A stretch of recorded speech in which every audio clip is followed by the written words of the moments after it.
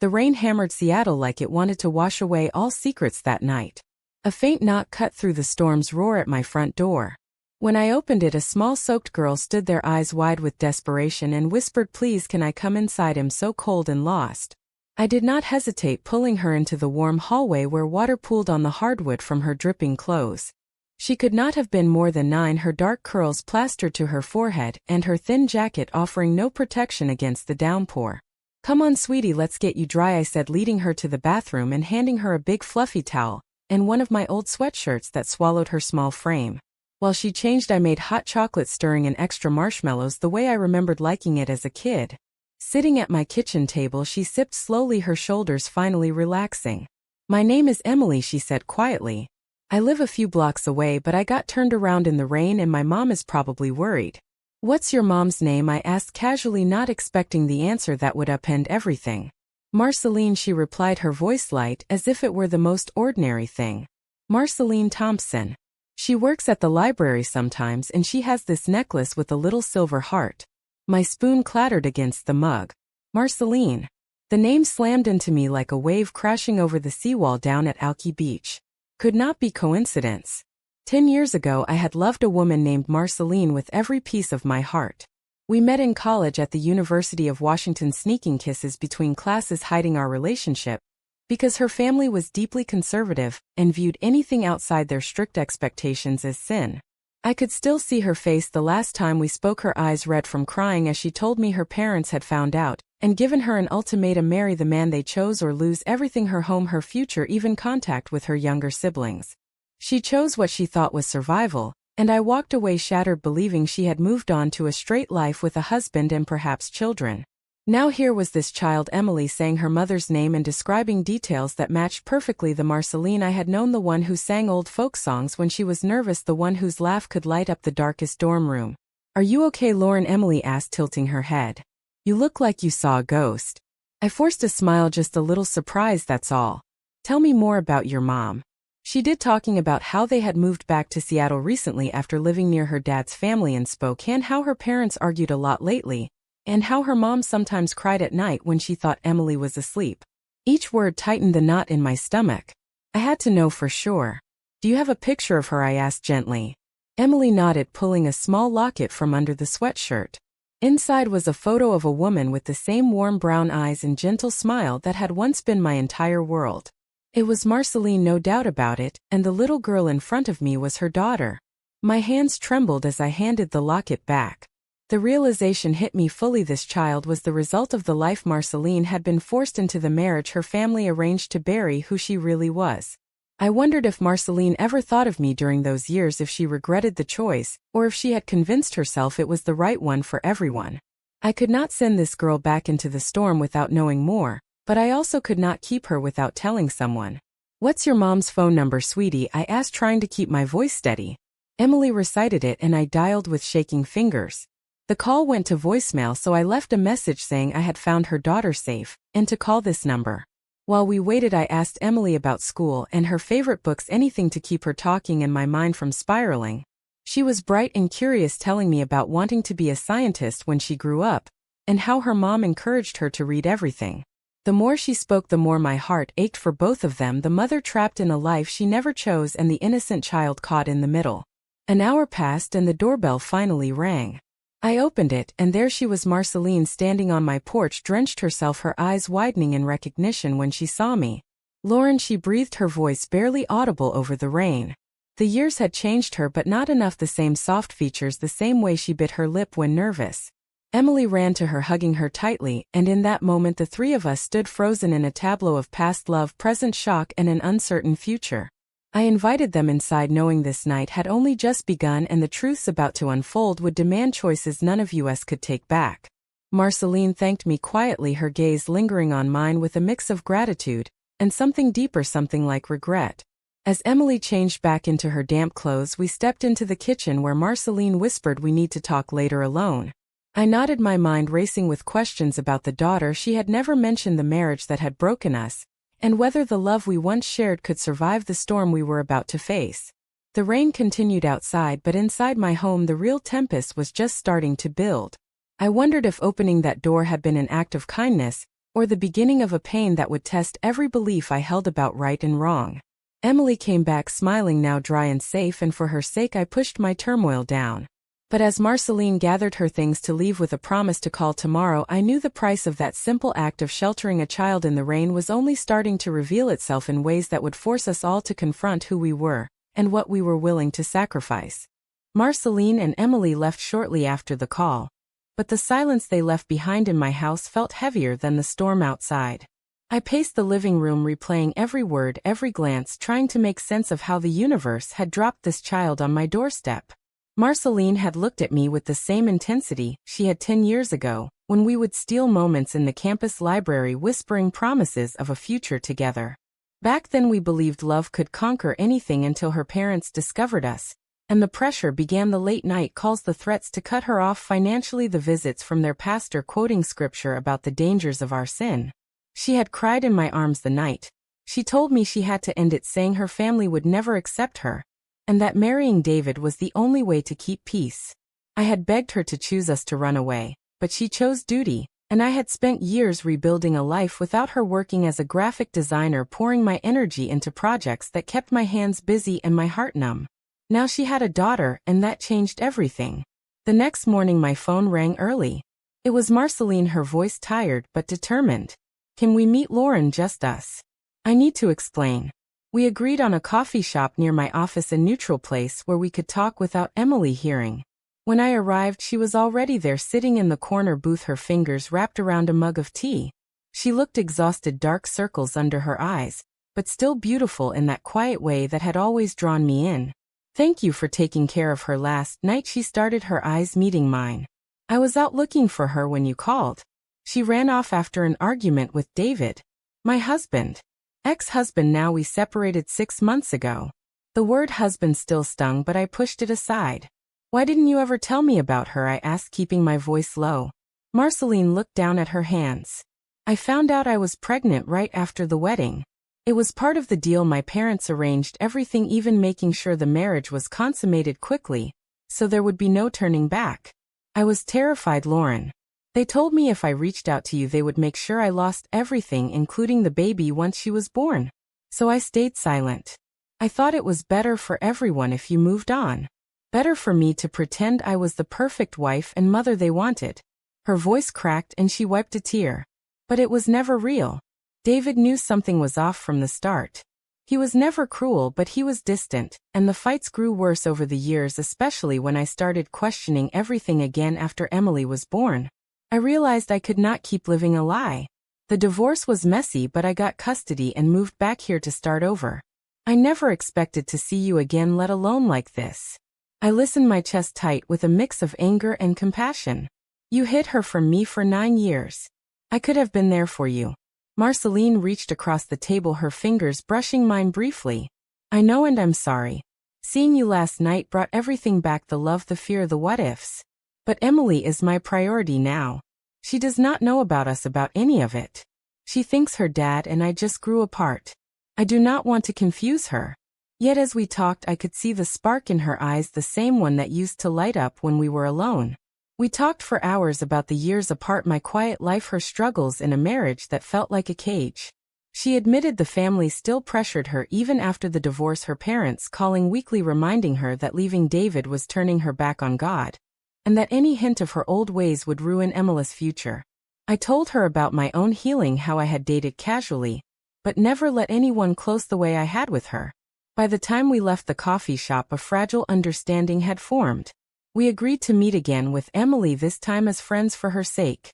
But as I watched Marceline walk away, I felt the old pull, the desire to protect her, to fight for the life we lost.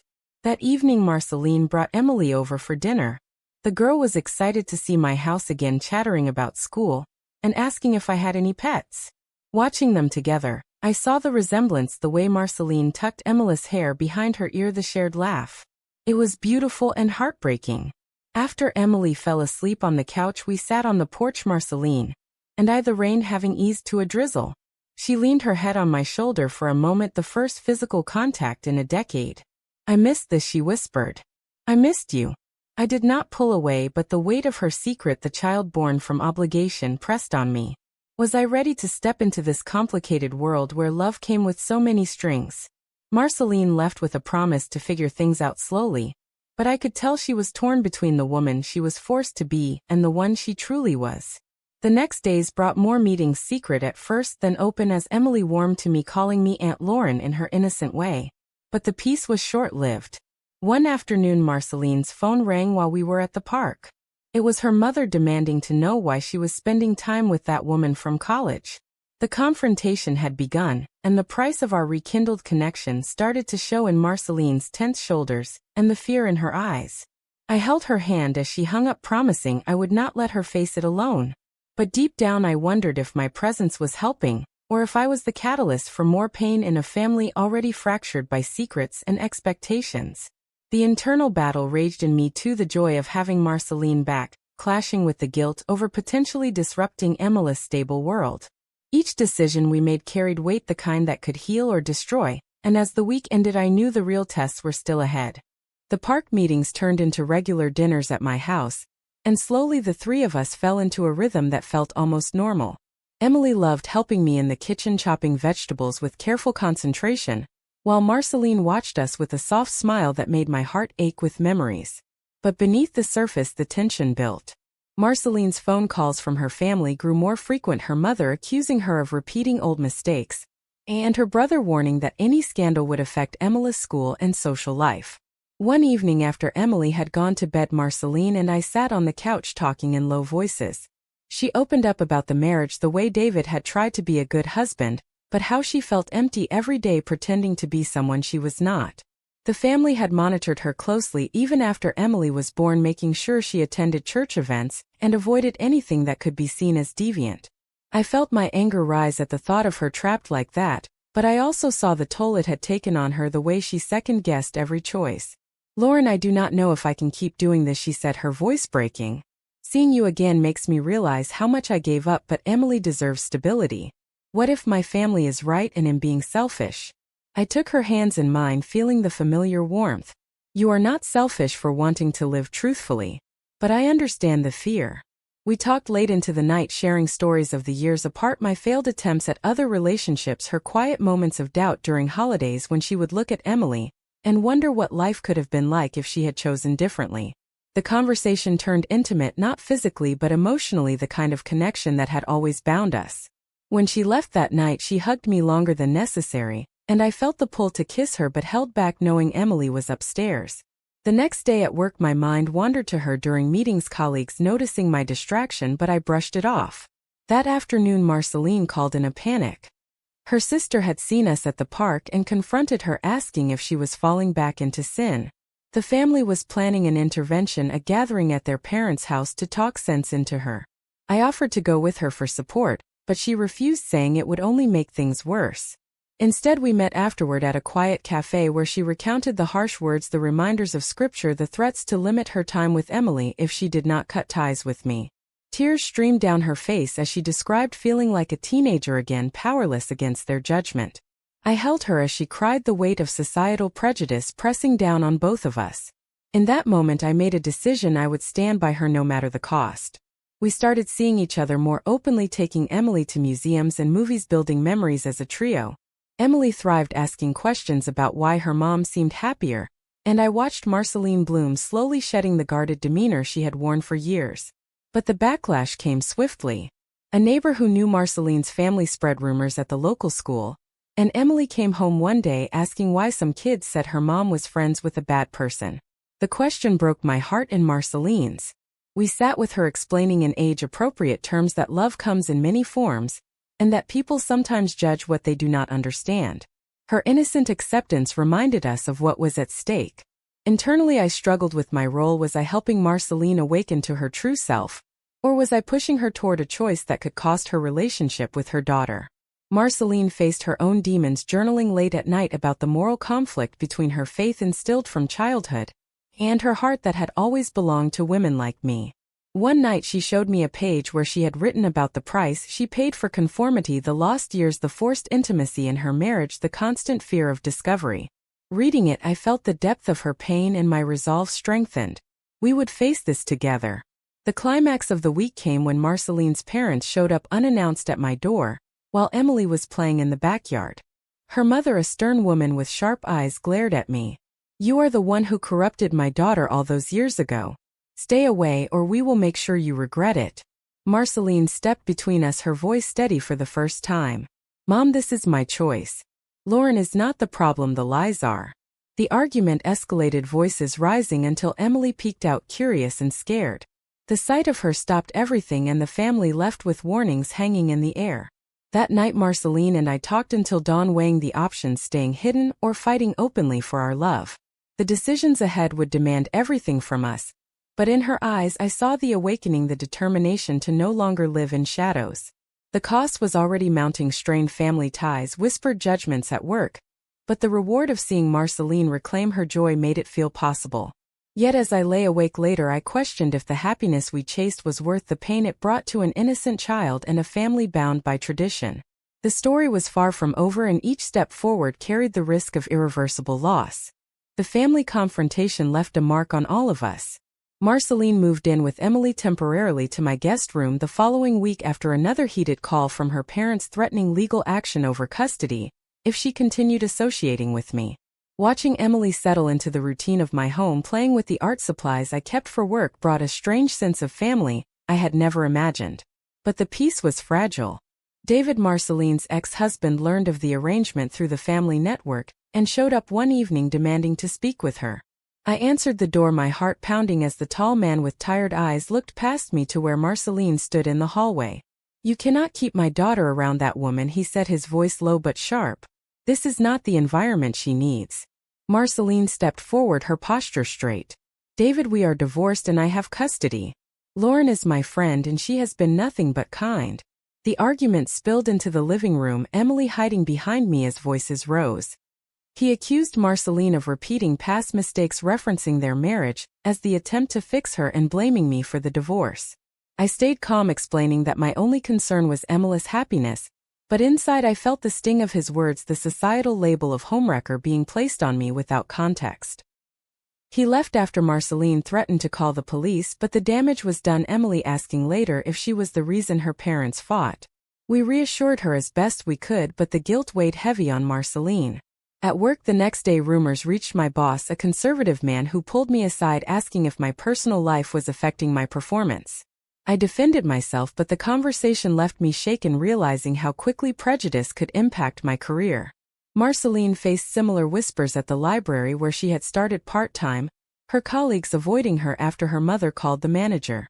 The isolation grew, but it also brought us closer. Late-night talks where we dissected the moral questions: was it right to pursue love when it disrupted so many lives, or was staying in unhappiness the greater sin? Marceline shared stories of her marriage, the nights she lay awake feeling trapped, the therapy sessions her parents forced on her to pray away her feelings. I listened and shared my own loneliness, the way I had thrown myself into work to forget her. One afternoon we took Emily to the zoo, the girls' laughter a temporary balm. Watching them feed the giraffes, Marceline squeezed my hand, whispering, "Thank you for not giving up on us." The moment felt like hope, but back home another confrontation waited. Marceline's brother arrived with their father, both men stern and unyielding, demanding she return to Spokane and reconcile with David for the sake of the family name. The scene turned ugly, accusations flying about my influence as the temptress who led Marceline astray years ago. I stood my ground, telling them that love was not a choice but a truth, and that forcing it underground hurt everyone, especially Emily, who watched from the stairs, tears in her eyes. The men left with threats of court, but Marceline collapsed into my arms afterward, sobbing about the price her authenticity demanded: lost relationships, financial uncertainty, the fear of losing her daughter. That night we held each other on the couch, not as lovers yet, but as two women bound by shared history and the fight ahead. Emily crawled between us, seeking comfort, and in that quiet moment I saw the family we could be if the world allowed it. But the world did not. The following days brought more challenges: a school meeting where a teacher expressed concern about Emily's home situation, after hearing rumors, social media posts from distant relatives condemning Marceline's choices. Each incident chipped at our resolve but also forged it stronger. Marceline began seeing a therapist on her own terms, exploring her identity without shame, and I supported her, attending sessions when invited. Internally I battled my doubts: was I pushing too hard for a relationship that could shatter this child's world, Or was stepping back the real betrayal of the love we both deserved? The decisions piled up, each one carrying the weight of potential regret. When Marceline suggested we take a small trip to the mountains for a weekend away from the pressure, I agreed, knowing it could be the break we needed or the spark that ignited more conflict. As we packed, Emily chattered excitedly about seeing snow. I felt a surge of protectiveness. The price we paid was real: the stares, the whispers, the family rifts, but the awakening in Marceline's eyes as she looked at me across the room made me believe it might be worth it. The confrontation with society and self had only intensified, and the choices ahead would define not just our futures, but the kind of legacy we left for the child who had brought us back together. The mountain weekend started as a refuge, but quickly became the turning point. We rented a small cabin near Mount Rainier, the snow falling softly outside, as Emily built a snowman in the yard, her laughter echoing through the trees. Marceline and I sat by the fire talking about everything: the forced marriage, the years of silence, the prejudice that followed us like a shadow. She admitted the betrayal she felt toward herself for staying so long, the moral conflict of raising Emily in a home where love was hidden. I shared my fears that our rekindling might cost Emily her relationship with her father and extended family.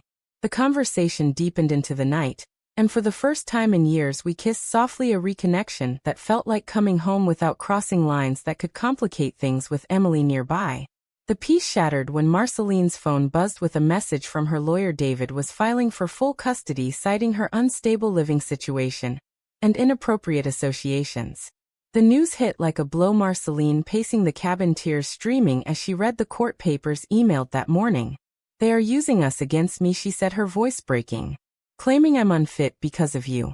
Emily, sensing the tension, asked what was wrong, and we had to explain in gentle terms that sometimes grown-ups disagreed about what was best. The rest of the weekend was tense, but we used it to plan Marceline deciding to fight the custody battle with evidence of the emotional abuse in the marriage and the family pressure that had shaped her choices. Back in Seattle, the confrontation escalated at the courthouse, the first hearing a battlefield of accusations. Marceline's family testified against her, painting our relationship as the root of all problems, the pastor quoting verses about family values. I took the stand as a character witness, speaking truthfully about the kindness Marceline showed and the stable home we provided for Emily. The judge listened, but the tension in the room was palpable, the societal judgment hanging thick. Afterward, Marceline broke down in the parking lot, questioning if her awakening was worth the risk of losing her daughter.